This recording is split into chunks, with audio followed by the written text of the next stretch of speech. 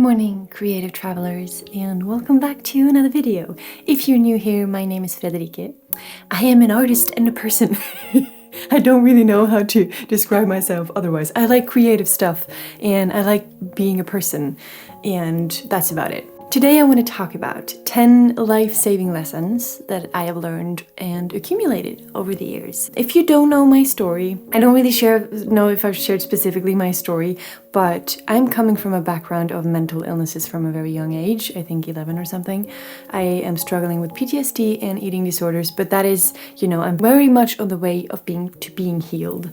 But it is a part of many years of my life. So I'm mentioning that because I want you to know where I'm coming from when I talk about life lessons or life-saving lessons. Without further ado, I am going to talk about things and I thought we're going to do it like this. I'm just going to take you with me throughout my day whilst I do my things.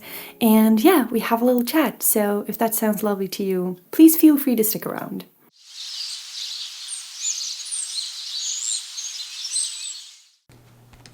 Hey. Hey, Bubba. Hey, boy.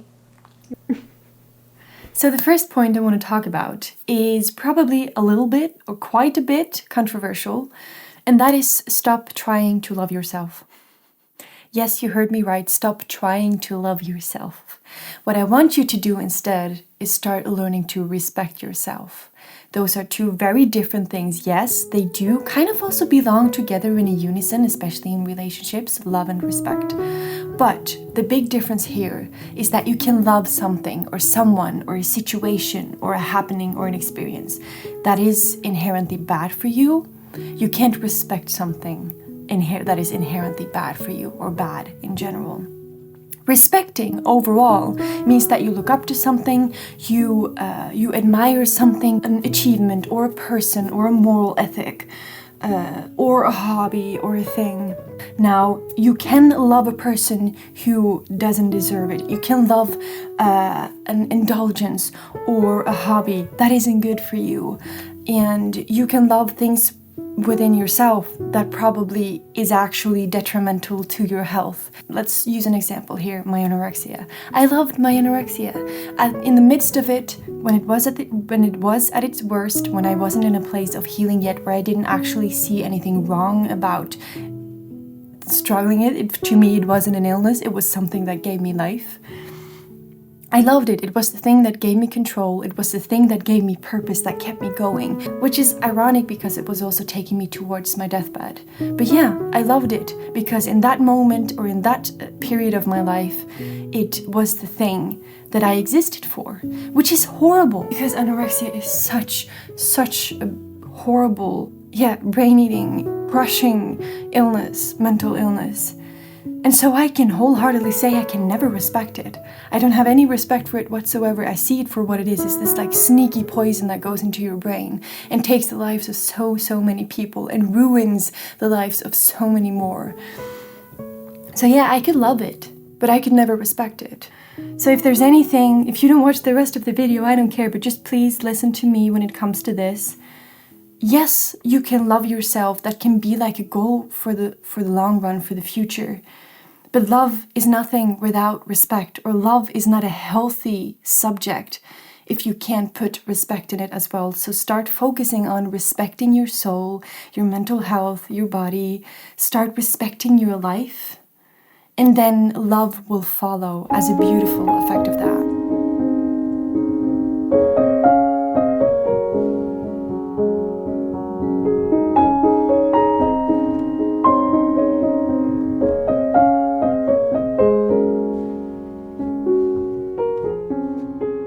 Before we move on, I just quickly want to mention that if you are looking for a very kind, sweet, creative, introverted community with a lovely bunch of people, feel free to check out the Discord server below, or the link to the Discord server below. I would love to see you there. So, moving on.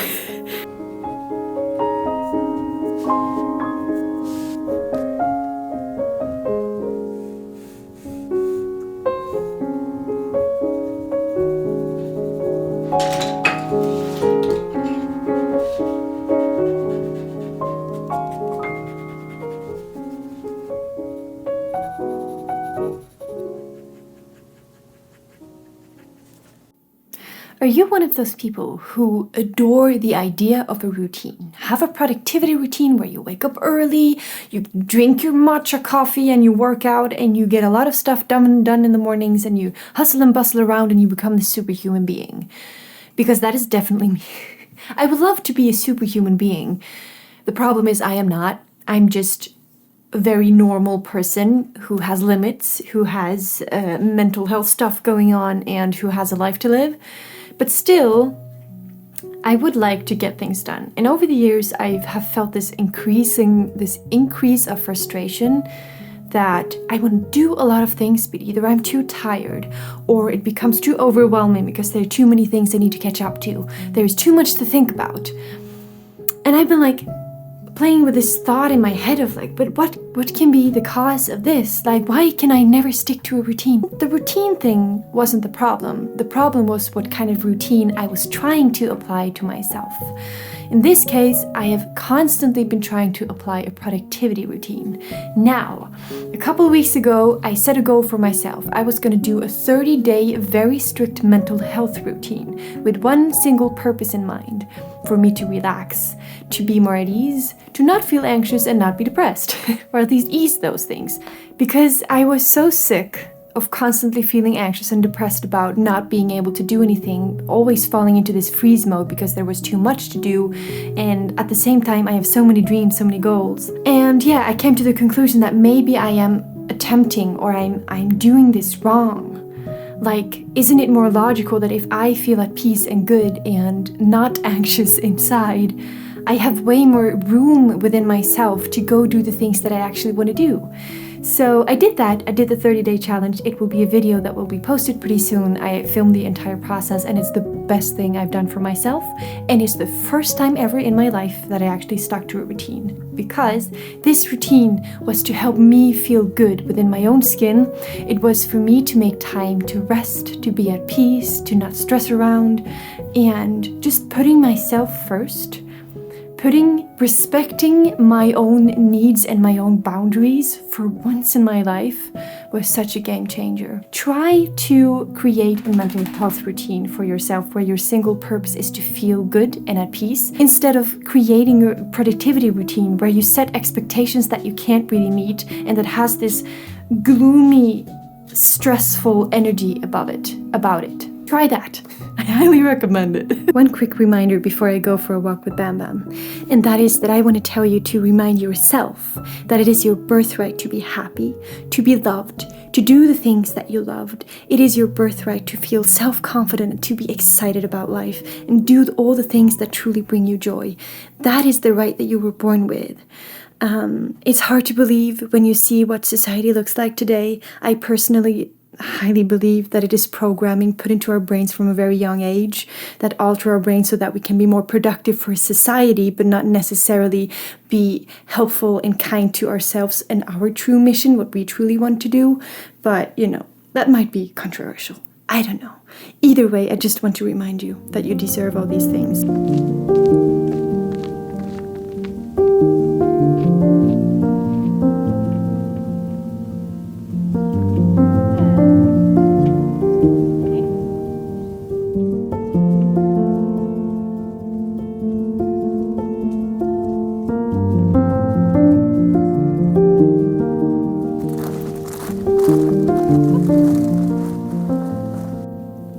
A little cinematography tip in between here. Did you know that hay balls, or these big marshmallows that you see in fields, are perfect tripods, especially when you use your phone and your lens cap to lift the lens? Then you get this. I think it's pretty cool. I didn't know it, but now I've learned something new. If I go out into the field, the hay balls work as perfect tripods. Anyway. That was not what I was going to talk about. I was going to talk about another life lesson that has become a lot more important to me now than I ever thought it would. And that is that I think it's time to redefine what me time or self-care means. I think for many, when you hear the word self-care or when you hear the word me time, you think, oh, I'm going to treat myself. I'm going to go buy something that I've been wanting to buy. I'm going to go get my nails done. I'm going to go watch some crappy Netflix show and eat some crappy food. I'm going to drink. I'm gonna do, things that we like automatically think of as treats. And I think it's a really good thing if you're able to feel like you can treat yourself. A lot of people aren't able to do that, me being one of them, but I'm practicing it to feel like I deserve treats. But there's also this me time that comes from a place of feeling depressed, feeling anxious, just not wanting to deal or think about anything. And that me time might also look like that. To me, it has come important to distinguish the difference between what I want and what I need for my me time. Bam Bam is being annoying. But yeah, what I want and what I need for my me time. And with that I mean, it's like easily when I feel like shit, or even when I feel like I deserve things, but mostly when I feel like shit, I'm anxious, I'm depressed, I want things like, I want to sit and watch a Netflix show or a horrible movie that makes me even more anxious. I want to eat crap that makes me feel like shit. I want to drink. I want to spend money that I don't have. I want to do all these things. And part of me thinks like that is me time because I'm treating myself because I'm feeling bad. But I've recently learned that what I'm actually doing is feeding myself sabotaging behavior. Like I know that when I do these things at that moment, I feel even worse. I'm going to feel even worse. At that moment, what I need is get my butt off the couch and go do a 10-minute workout. Or I need to go paint a dresser. Or I just need some fresh air. Or maybe I just need to talk to somebody because I've been too much in my own head. That is what I need in the moment. And so I guess just to wrap it up here, the most important thing for us is personal growth in our 20s, in our 30s as we move through life. And the only way to achieve that is to actually become aware of our own behavior and what the things are that feed this behavior. If you're able to be aware of yourself, you can stop for a moment and think like, okay, is this what I want or is this what I need? And maybe next time you're able to make a better decision. If you know what I mean. Now I'm going to take you off my beautiful hay ball tripod. Wait, look at this. There we go. That's where you were. And it worked. It worked like a charm.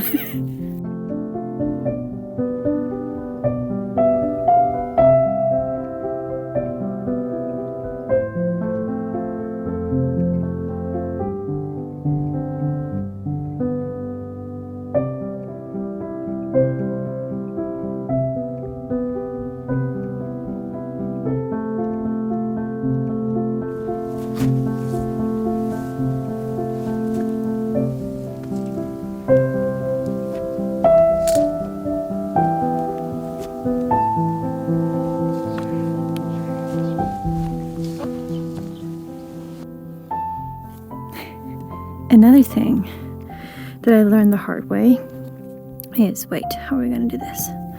Another thing that I have learned the hard way is that no one's going to save you. No one's going to save you. No one's going to give you the life that you want. No one's really going to give you anything that you want. If you want something out of life, if you want to create something for yourself, if you want to get out of a black hole, it boils down to that we are all individual beings we are all the center of our own universes. We're all just trying to make it. We're all just trying to live and exist and figure out the best way to do that for ourselves. And so we can't expect anyone either to fix things for us, to help us out of things, to give us the things that we want. It's just not how the way it works.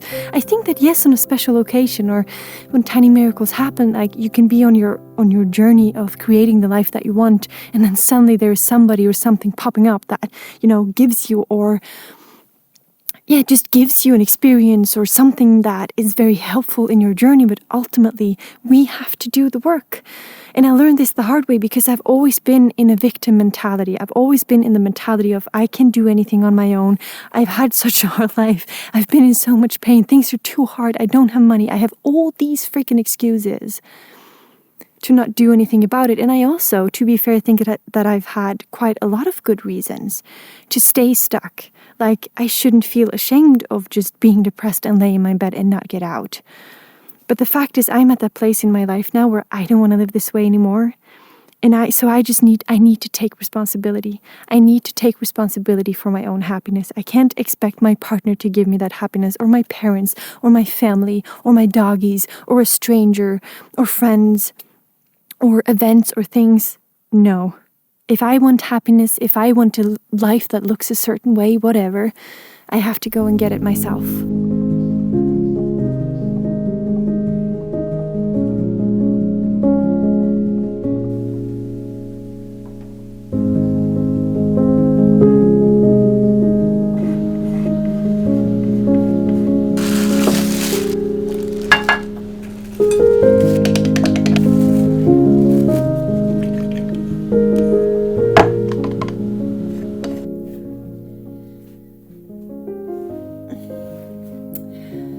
So, I want you to understand, take this in, soak it into your being, absorb it into your soul, and that is prioritize the things that bring you joy, prioritize the things that give you a sense of freedom, that give you a lighter outlook on life.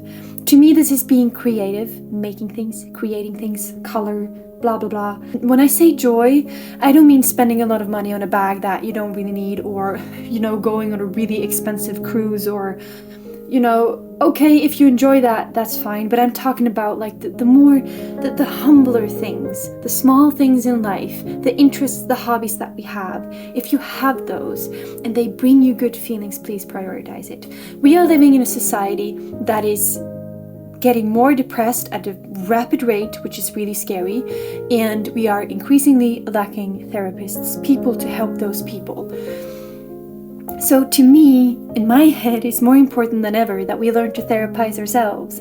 And the best way to do that is to actually pursue the things that bring us good feelings, that bring us joy, that bring us purpose, that bring us a lighter outlook on life.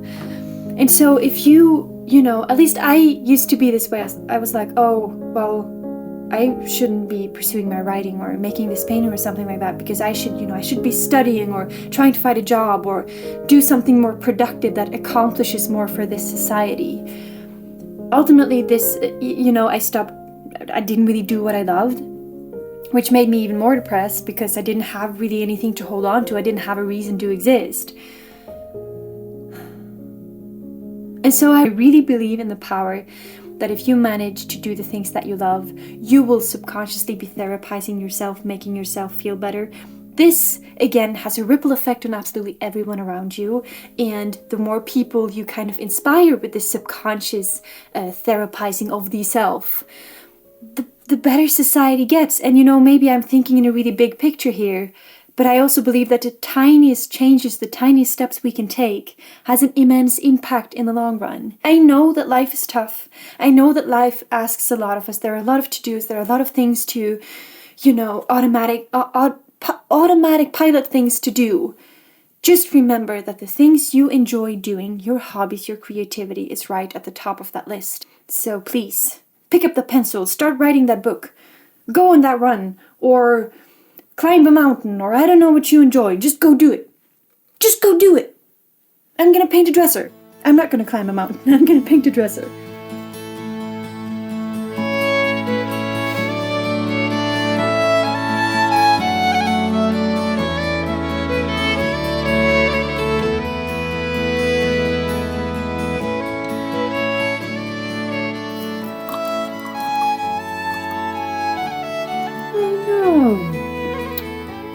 Oh shoot, my brush.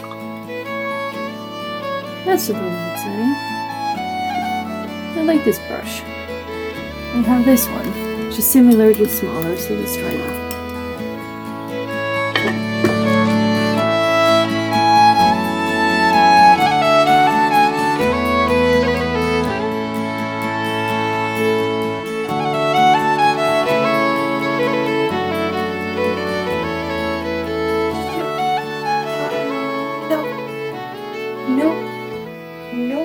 That was not supposed to happen. That was not supposed to happen. A short one that I want to put in here, but is really, really, really important, I think, is that please cut down on your news and violent movie and dramatic movie and TV show consumption, because without knowing it, you are being traumatized. It is finally coming to people's attention that the news you consume online, the movies that you watch, the TV shows that you watch, that all contain a lot of blood, decapitated bodies, children that go through stuff no child should go through, horrific terrorist events or plane crashes, those kind of things has something called a vicarious traumatization effect on you, meaning you are being traumatized through an event that isn't even real in your life. It's something that you're seeing through pictures, through text. Still, you are being traumatized. I even read you can start experiencing PTSD-like symptoms because of it. Because our brains aren't really capable at distinguishing the difference between what we see and what we experience in real life. It doesn't know that what you are seeing isn't something that you're actually experiencing. I personally have not watched the news for I think almost 10 years now, that I haven't been following along on the big newspaper what's going on. I'm still updated on what's going on in the world, but I'm not reading every single story about every single horrific event that is going on, because one, I know that the world is horrible. That has been my biggest death fear my entire life, is that I know that the world is dangerous. I know that it can be a horrific place, and I've been wanting to take my own life because I've been too scared to live in it. Now, if you're a vulnerable brain or if you have a vulnerable brain and you're a highly sensitive person like I am, watching the news and seeing all these horrific things can have such a damaging effect on your well-being, your peace of mind, even your healing journey, your recovery journey. It is just bad stuff. It isn't stories that you need in order to live a moral life. You don't have to see decapitated bodies or, horrific places and natural disasters. You don't need that in order to know that things are bad. You already know that things are bad. If anything, I think we as humans need to see all the good that exists too. Why aren't there any positive stories being shared in these big news outlets? Why aren't we being shown how beautiful life can be as a reminder that there is more to it than all these horrific events? Also, regarding movies and TV shows, there just doesn't seem to be any threshold anymore to what people can be shown. This way we are being both numbed and desensitized to what we are seeing, which is horrible. We can literally watch the most explicit scene of a hand being chopped off, or the amounts of blood a person loses when this or that happens, even things that happen to children. We are literally watching this as if it's something that should be normal. This is nothing normal that a brain should consume or comprehend. There's a reason why people have PTSD, are being traumatized. It's because of these things happen in real life, and we other people are watching it as entertainment. Doesn't that sound kind of disturbing? It does to me. Moving on.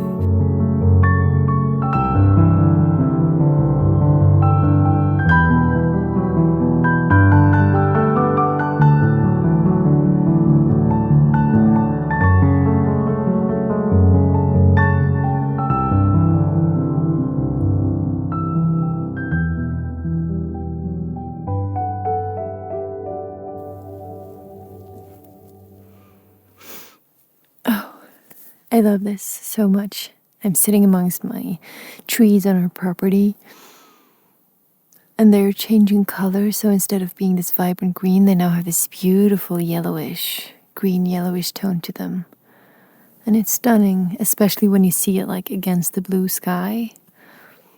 I love sitting here and just taking an afternoon break in this autumn sun when it's low.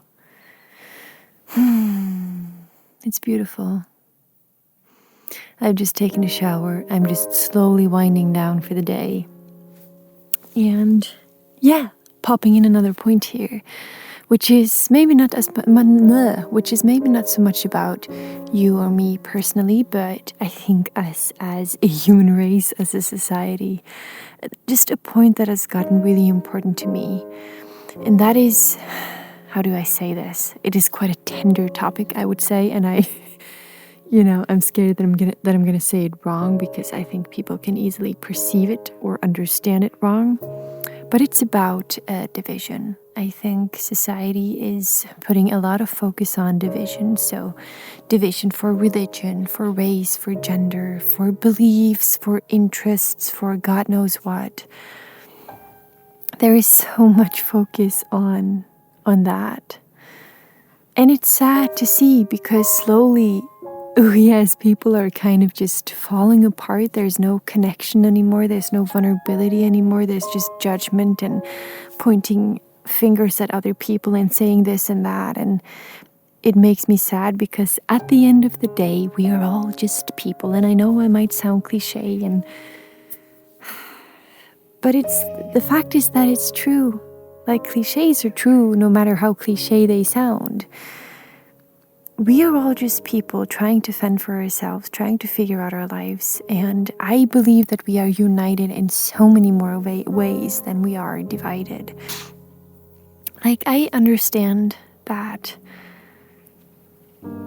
so many different, categories or parts of society when it comes to gender, race, religion, these kind of things have gone through a lot of hardship to get their voices up, to be heard, to be seen, to be respected. And I understand that. But I think in all of it, we mustn't also forget to just view the person we meet on the street as a human, no matter what they look like or what they think, and that if we are to judge someone, we judge them based on their morals and their ethics and who they are as a person, if they're a good or bad person. And just in general, try to have a kind, respectable, and loving approach to those whom we meet, because we have no idea what stories they carry or what they've been through. None of them. It's hard to say, but we have no idea what's going on in people's lives and why they are the way they are. And I think that it's not very much related to how you thrive in your 30s or how you survive your 20s, but I think overall how you can live a better life as a person is trying to be more kind and be more open and be more vulnerable and loving towards everything and everyone. And just having that as your intention and as your approach will give you so much more and will give society so much more than viewing the world through the lens of division and all the things that are wrong and all the things that are bad and all the bad things that people have done. We're all equal at the end of the day. And I just see how much the world is being divided by all these topics, and it's sad. I think we as individuals can be better. Now I'm just going to enjoy my leaves and the sunshine. The last warm autumn days.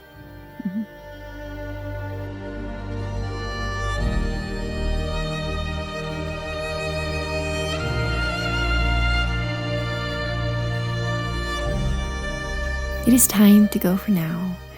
Thank you all so much for watching and for listening. I hope it gave you a few thoughts to ponder on. Remember though, to always take things you hear and see with a pinch of salt, and that includes everything you heard in this video.